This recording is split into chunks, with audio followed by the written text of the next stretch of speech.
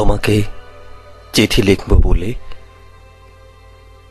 জীবনের সব কিছু থেকে 4টে ঘন্টা ছুটি নিয়েছি।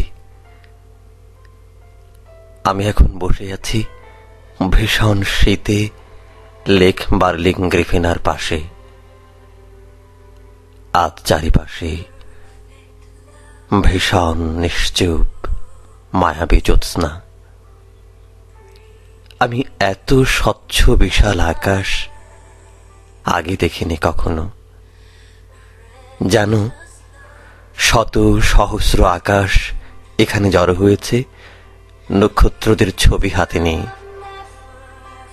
সুতপা, আমার চিঠিটা হাতে নিয়ে তুমিও কি জীবন থেকে সরে 10 মিনিটের জন্য সব ভুলে যাবে?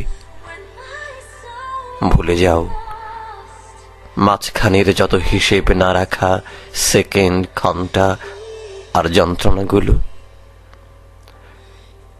লেক বার্লিং গ্রিফিনার উপর দিয়ে এখন উড়ে যাচ্ছে অনেকগুলো কালো মেঘপাই পাখি। তুমি কি দেখতে পাচ্ছ? ওই দূরে আর ভীষণ একরোখা বাতাস বয়ে যাচ্ছে। সুতপা, তুমি কি এখনো আগের মতো পহেলা বৈশাখে নাগরদোলায় ওঠার জন্য বায়না করো? তুমি কি এখনো রোজ ভুল করে কলম রেখে আসো বাসায়? এখনো কি তুমি ওই রবীন্দ্রসঙ্গীতটা গাও? এখনো কি ওই নীল শাড়িটা পরো, খোপায় ফুল বাঁধো, বৃষ্টি ভালোবাসো, আমার জন্যে 2-1 লাইন ছেলে মানুষের চিঠি লেখো? নাকি তুমি এখন তোমার থেকে অনেক দূরে অন্য কেউ? তুমি কি সমস্ত ঢাকা শহরের সব মানুষের সামনে দাঁড়িয়ে স্বীকার করতে পারবে তুমি আমাকে ভীষণ ভালোবেসেছিলে? হঠাৎ দেখা হলে তোমার মধ্যে কি বিচিত্র কোনো যন্ত্রণা হবে না? আমাদের যে ভালোবাসা রোদ্দুরের মতো দিগন্ত পাড়ি দিত মুহূর্তে, তা কি আজ তুমি ভুলে গেছ? সব ধর্ম স্রষ্টার কথা বলে, কেউ ভালোবাসার কথা বলে না। বলো সুতপা, তাহলে ভালোবাসার স্রষ্টা কে?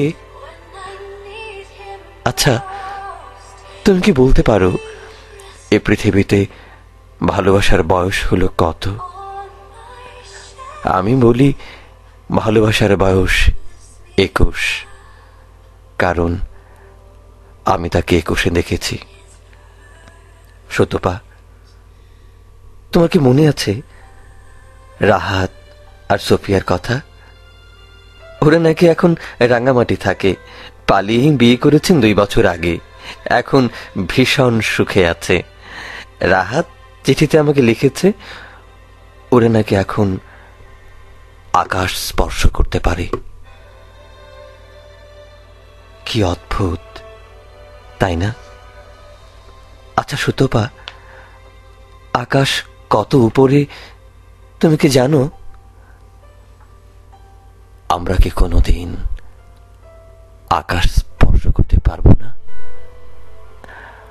হয়তো আমাদের অতীত থেকে আকাশের সীমানায় স্পর্শের বাইরে দূরের রোদ্দুর তাকে ছুঁয়ে যায় প্রতিদিন।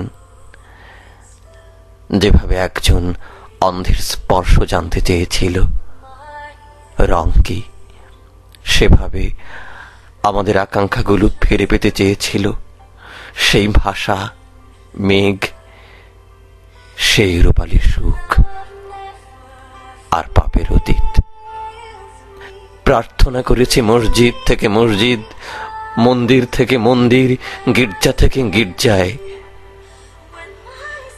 লেক বার্লিং গ্রিফিনার ঠিকানা থেকে লেখা হয়েছে কত চিঠি। আমাদের সেই আকাঙ্ক্ষাগুলো রোদ্দুর হয়ে আর ফিরে আসেনি কখনো। তবু মানুষ কি এক মুহূর্তের জন্য না ভালোবেসে থেকেছে? মানুষ সেই সুন্দরকে ভেঙে ভেঙে গড়ে তোলে আবার, তৈরি করে জানালা। সুতপা, তুমি অগণিত শতাব্দী ধরে আমার জানালায় রোদ